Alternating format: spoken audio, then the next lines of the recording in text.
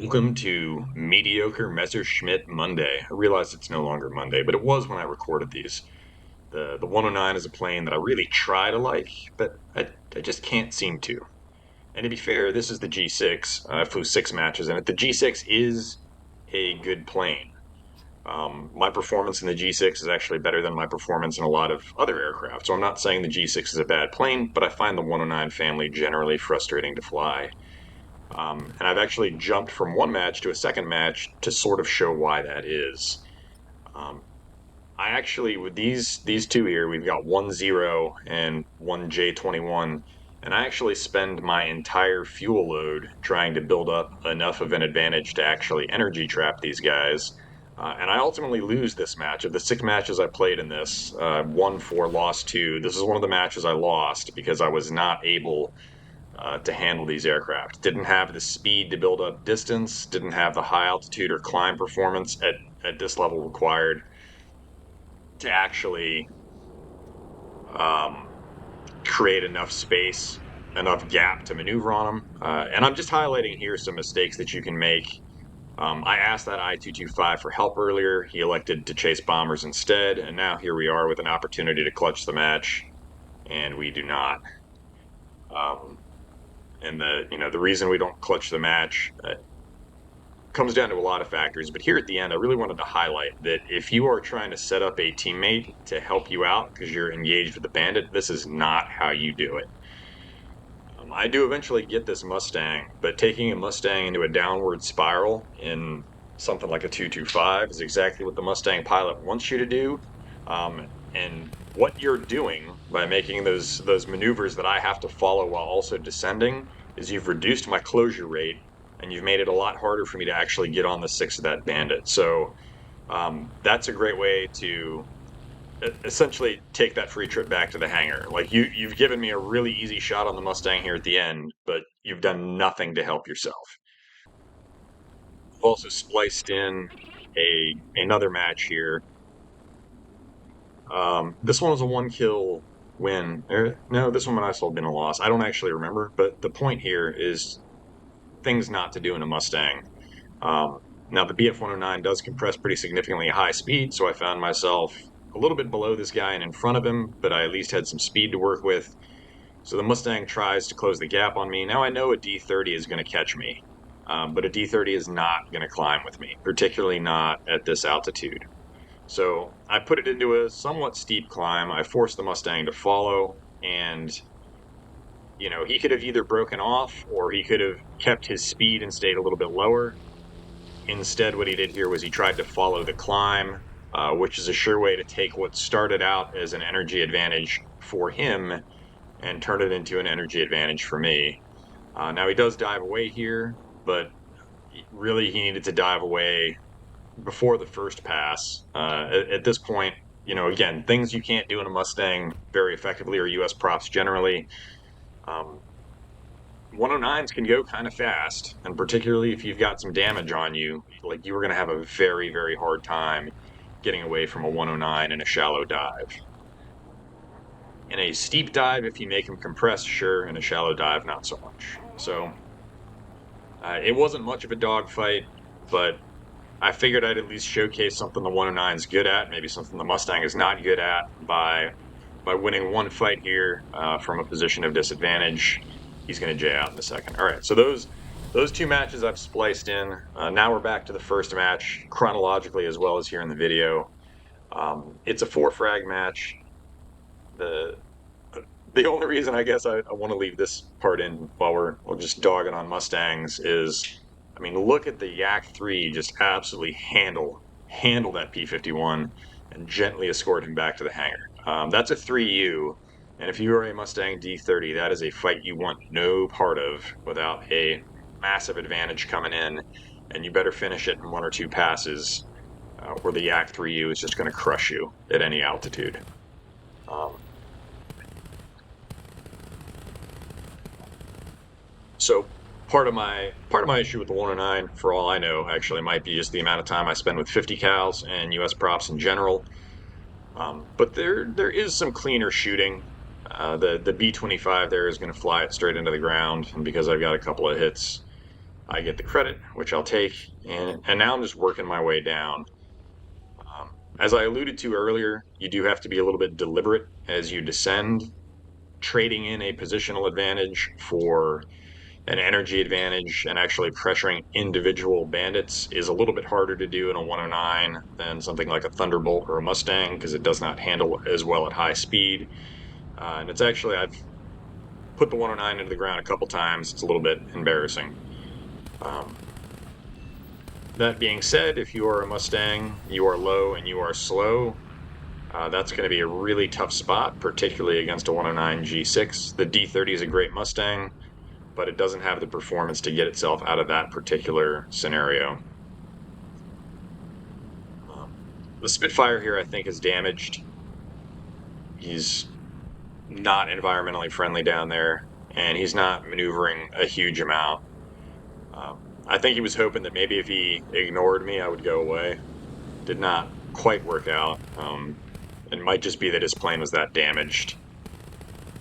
Now we've got a P-47 coming in. This is a really tough spot to be in for the P-47. If you think this is maybe a potential carry situation for you, he honestly would have been better served trying to extend away and maybe build up a little bit more of an advantage rather than taking a low altitude dogfight against two enemies.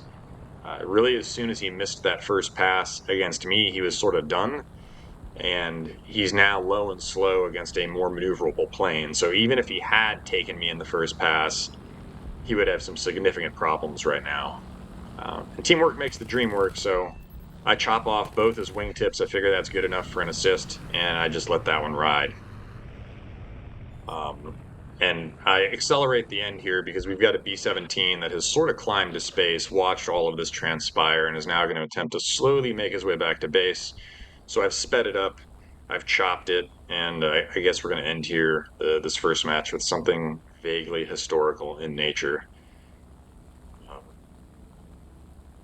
Although we're not in Germany for this map, are we? So, okay, maybe not. But there's B-17s and 109s, so it's the best I can do for you here. And there's really not much to say other than the B-17 from a bomber performance standpoint is just sad. It rips its wings off very, very easily, particularly compared to the PE-8. And the plane itself is not that durable. My shooting, not great, but, would I just one-tap his entire tail off? Anyway, so here we are to the second match. And there's a little bit of cutting, a little bit of speeding things up. This map is a little tighter and things transpire a little bit more quickly. And I see a couple of folks headed my direction, but I know that they don't have the climb rate to contest me if they also have to fly over to me. So I'm just taking a little bit of time here to secure an advantage. And maybe I'm just not flying it right. I don't know. But people would criticize plenty, I'm sure, about my decision making, but and just general flight performance. But the 109 to me is challenging to fly sometimes because, as we'll see, the 109, particularly the G models, are not especially maneuverable. Your advantage really is low speed. Your low speed acceleration, low speed energy generation, low speed control lends itself well to stall fighting and energy traps. I mean, that's what 109s are good at. They're not really good at going fast. They do actually have a really nice power band, so the engines work pretty well up to 5 or 6,000 meters in many cases, which is more than a lot of other aircraft can say. So in that sense, you get a little bit larger of an altitude sweet spot in the 109s. So again, the 109s are not bad aircraft, and the G6 certainly isn't. I'm just maybe not an especially good 109 pilot. So we've taken a little bit of time to set this up. Might have been a teeny bit behind, but we do one-tap that guy. Um, Probably the best thing about the G6, other than the fact that you've got easy manual engine controls, easy thermal management, is that you upgrade the guns. So you've got a 20 mil or a 30 if you want. I'd played a couple with the potato launcher and two 13s instead of your 8mm Mausers. So huge improvement in engine and armament performance in the G-6. And this is a great example of how where not to get caught as a U.S. prop. I guess my heart lies with U.S. props. Um, that P-47 was working on getting to altitude, wasn't there yet. So it was not yet at an altitude where he had a power generation advantage over the 109. And then again, like the previous P-47 tried to turn with two guys. That's not going to work. Your only chance there is to pick up speed, force the 109 to compress, and try to reverse him. That's really what you have going on as the Thunderbolt pilot. And you can actually turn with the 109. The 109's maneuverability is not that much better than yours. The challenge is energy generation and energy retention. So, as the Thunderbolt, you want that fight high speed. When it goes low speed, the 109 just beats you to death with energy retention and production. So now here we are into the last match I'm actually showcasing uh, of the six that I played. And sadly, we've gone progressively lower, right? So I played 6 matches overall, finished, I think, with 12 frags total, so 2 per match, which is actually just almost exactly average for me in this aircraft. Uh, one game above 500, which again is pretty typical. That's my experience with 109s generally. Now, the 2 matches of the 6 I played that I did not win, I would just point out that for a better pilot, definitely winnable matches. Um, one of them I lost because a Yak 3P absolutely rinsed me in a low altitude dogfight, despite me starting with a huge positional advantage. But anyway, so we're on to the last match, and the only thing I wanted to highlight there, the only reason I included this, a lot of maybe bomber pilot watches this, I don't know. Um, Stop making it harder for your fighters to help you. You're not getting away from that enemy fighter. The only thing that might save you is your friendly fighter. And if you maneuver in such a way that your friendly fighter can't help you, you're going to take the trip back to the hangar, and you may not even have a base or anything to show for it. You don't have to fly in a straight line towards the base. You don't have to fly in a straight line away from your team. You have options. But again, just deliberately managing my position here as I come down on a cluster of enemies. In a lot of ways, this is sort of an ideal situation for the 109. We've got people that are going to be low and slow, um, and the 109 does low and slow better than most aircraft. The 109's power production actually does ramp up a little bit. It is not at its best at sea level, but it's still pretty good. So while the sweet spot starts a little bit higher than sea level, the you know the low speed performance, the low speed acceleration for the 109 is still really excellent, and just making really big vertical moves here that they have no hope of following. And again, there's another bandit around, and I'm going to reacquire these guys here in a second. But just based on the energy states that we started with, I know that even if he was trying to close in, he has really no hope of following that. And don't take the head on. Don't take the head on. Don't take the head on, right? So there's so many people that I see full commit to that and trade 1-for-1 there when there's really no reason to make that 1-for-1 trade.